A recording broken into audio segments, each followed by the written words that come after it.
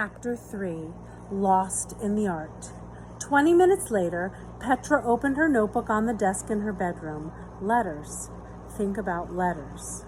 The 5:38 southbound train went by Petra's window exactly 3 seconds before it passed Calder's. In between, it shot by the Castiglionis and then the Bixbys. Petra had once calculated that it passed a house per second on Harper Avenue. She liked trains.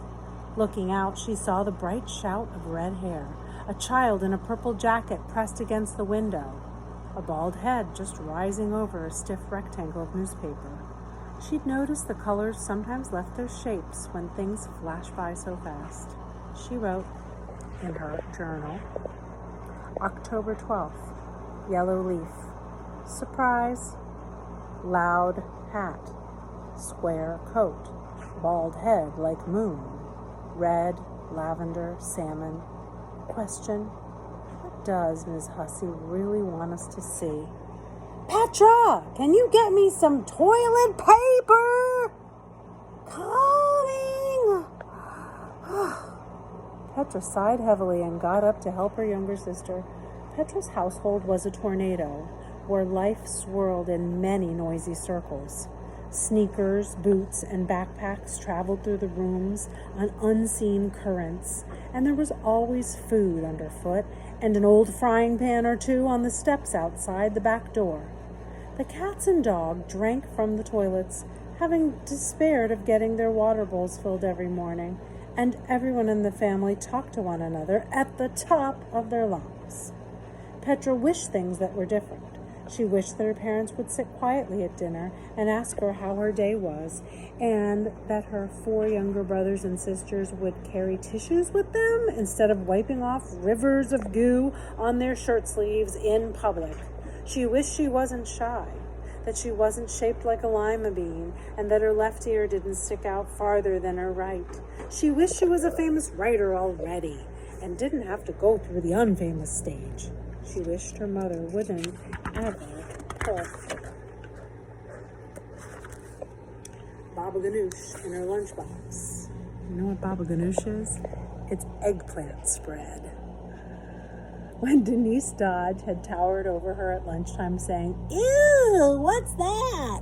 Petra had wanted to murder her on the spot, but only came out with a pathetic, "Oh, don't you wish you knew?" As Denise moved away, Petra heard her saying loudly to her friend, "Blech, aren't you glad you don't have to get baby gush for lunch?"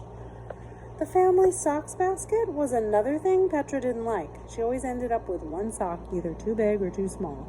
Since no one wanted to sort out all the clean socks that went on to 14 feet every morning, the socks went straight from the dryer into a gigantic hand-woven basket, and it was every person for themselves.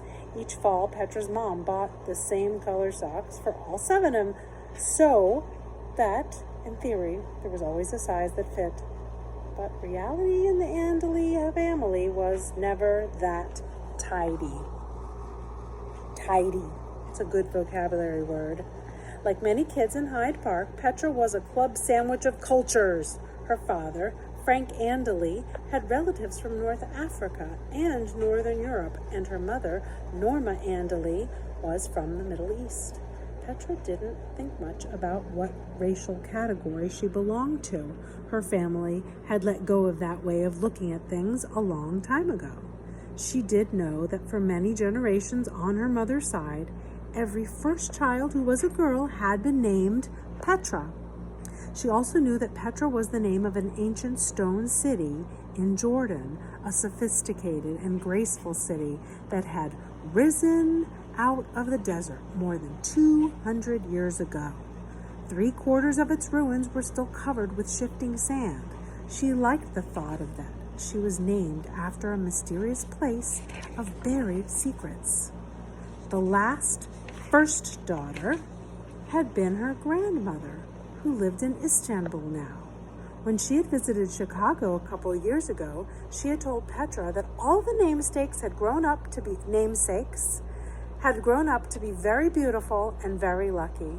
The younger Petra had looked doubtfully at her grandmother, who just looked whiskery and wispy, and who seemed to spend all day losing everything that she needed, like her slippers or her black eyeliner or even the bathroom. Glamour might have been easier in the past.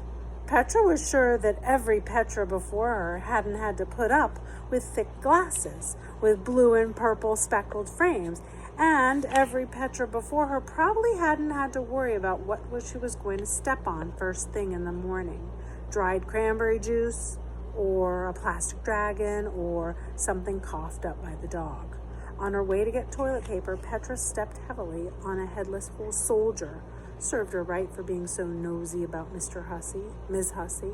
Then Petra heard her parents arguing downstairs. "But everyone has something to hide," her dad was saying angrily. He was a physicist at the university, and Petra knew that he'd been worried about his job. She had heard her mom say something in an impatient tone, and then the words "letter" and "forgotten" and the quick, harsh sounds of tearing paper. What could this all be about? Her parents hardly ever disagreed. A forgotten letter? She wouldn't bring a family secret to school, but she had to look. When she crept downstairs later, however, the garbage was empty. ... There's a pause on page 22, and that's where I'll stop.